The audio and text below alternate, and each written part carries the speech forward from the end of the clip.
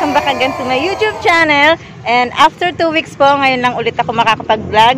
And today, nandito po tayo ngayon sa Inupacan, Leyte. And this is a short update lang po sa kung ano na po yung nangyari during this pandemic. So, samahan niyo ako guys at ikutin natin siya. Let's go!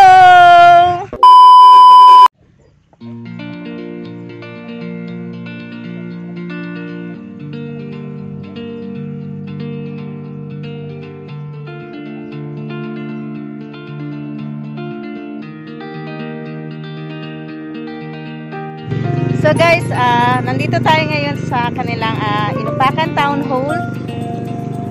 So kung mapapansin nyo guys, malinis siya. New normal talaga siya guys kasi kung mapapansin nyo, wala siyang masyadong tambay din. Tahimik.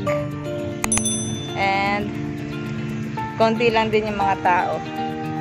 So siguro because it's Sunday din ngayon, kaya yung mga tao ngayon siguro nasa Baywalk at doon sa kanilang market. So puntahan natin yun doon guys.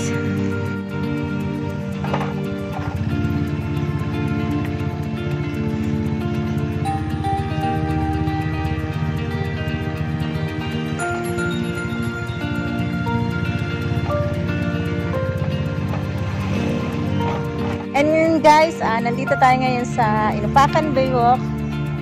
So kung mapapansin nyo, medyo iniba na nila kasi before may mga naka-build-in na mga lamesa dito, pero pinalitan na nila ng ganito. So naka-build-in pa rin siya pero much better na kaysa noon.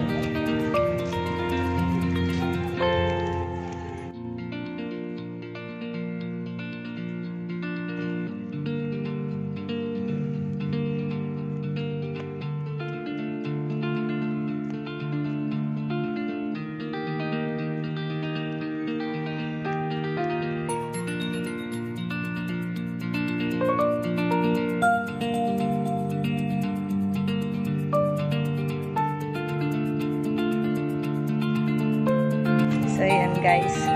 Kitang-kita dito ang 4 Islas. So, ayan siya guys.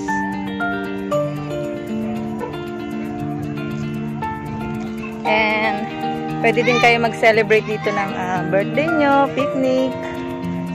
And, okay naman siya. Guys, may lababo din sila dito. So, if ever na may mag-birthday, mag-picnic kayo, pwede kayo maghugas dito.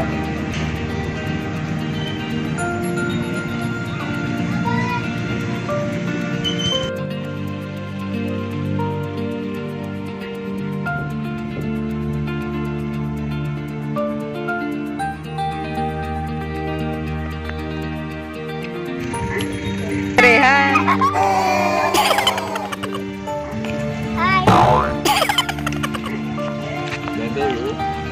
Nagunsa ka, Dirkob? Nagunsa ka? And guys, kung kasama nyo man po yung pamilya nyo or mga anak nyo, wala din pong problema kasi meron din po silang playground dito. Wow! So let's go, puntahan po natin yung playground nila.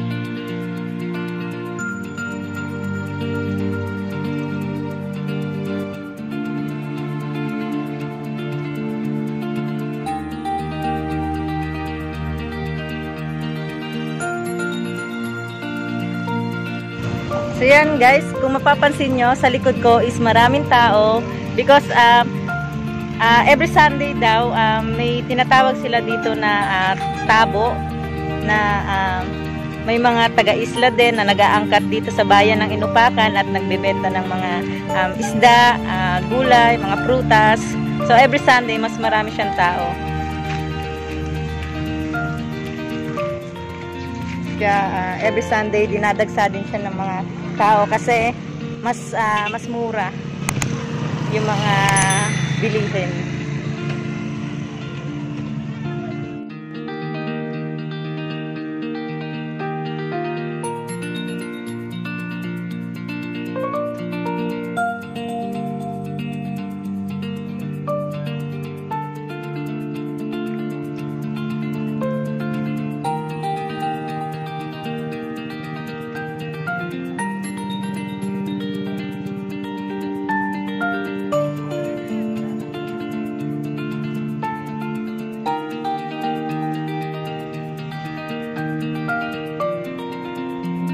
So that's all for today guys, and don't forget to subscribe and click the notification bell para ma-notify po kayo sa mga susunod po natin na mga videos na gagawin.